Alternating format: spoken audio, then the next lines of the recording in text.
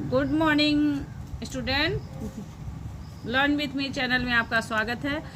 हम आपको आज लिखना सिखाएंगे कि संस्कृत में आप कैसे लिखोगे। जैसे ये गद्यात्मक एवं सर्वज्ञ जो लेसन है आपका, ये गद्य है। इसको आप सबसे पहले जब आएगा एग्जाम में 7 नंबर का आएगा तो इसको बहुत ध्यान से लिखना है। यहाँ याज्ञवल्क्यो डैश डैश डैश नेति तक अगर आया है तो ऐसे करके आप लिखोगे। उसके बाद आप डालोगे संदर्भ के बाद आप लिखोगे प्रस्तुत गद्यांश हमारी पाठ्य पुस्तक हिंदी में संकलित संस्कृत खंड के आत्मज्ञ एवं सर्वज्ञ से लिया गया है। इतना आप लिखने के बाद लिखोगे हिंदी अनुवाद, है ना। तो जैसे कि कहा है कि याज्ञवल्क्य ने अपनी पत्नी मैत्री से कहा, हे मैत्री, मैं इस स्थान से अर्थात अन्य आश्रम में जाता हूँ, इसलिए मैं अपनी दूसरी पत्नी कात्यायनी से तुम्हारी संपत्ति का बंटवारा कर। यहाँ पे कह रहे हैं कि मैं अपनी पत्नी कात्यायनी से तुम्हारे संपत्ति का बंटवारा कर दूं। मैत्री ने कहा, यदि ये पूरी पृथ्वी धन से पूर्ण हो जाए तो क्या मैं उससे अमर हो जाऊंगी। याज्ञवल्क्य ने कहा, ऐसा नहीं, यहाँ तक नेति तक है, इसलिए यहाँ नहीं।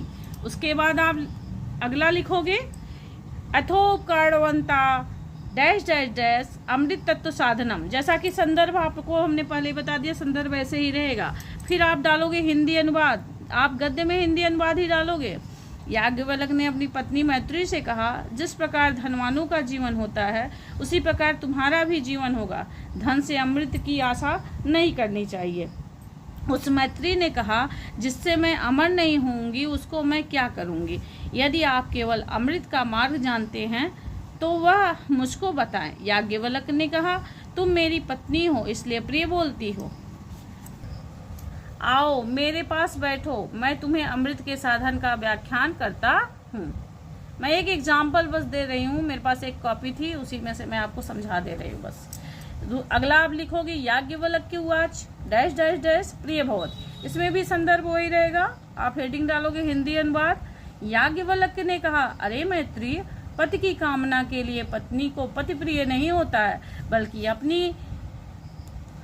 पत्नी को पति प्रिय नहीं होता, बल्कि अपनी कामना के लिए पत्नी को पति प्रिय होता है।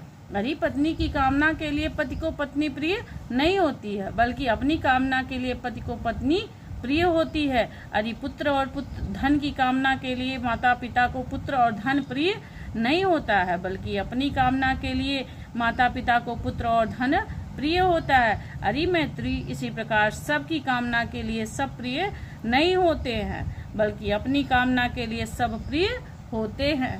ऐसे ही आप लिख दोगे तो 7 नंबर आपका क्लियर है। आप अपने हिसाब से राइटिंग और अच्छा बना सकते हो, हेडिंग और अच्छा डाल सकते हो। संदर्भ जरूर लिखना, संदर्भ में जहाँ पे लेसन का नाम रहेगा वो ब्लैक कलम से डाल के और थोड़ा सा अंडरलाइन या सिंगल इन्वर्टेड कामा का प्रयोग करोगे तो आप पूरा का पूरा नंबर पाओगे। Thank you.